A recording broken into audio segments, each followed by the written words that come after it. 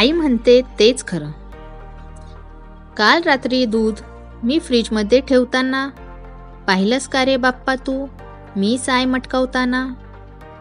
अन परवा स्टुलावर चढून हळूच लाडू पळवताना तिथेच होतास का तू मी तोल जाऊन पडताना.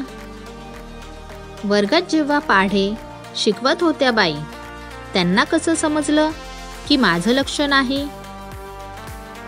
शेजारच्या बागेतली मी फुलं तोडली गुपचूप त्याच दिवशी कसा काय मला ताप भरला खूप. आई म्हणते तेच खरं तू सारं पाहत असतोस न बोलता ज्याची त्याला शिक्षा देत असतोस.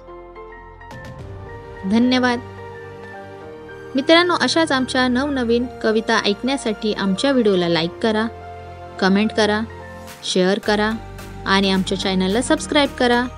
बाय.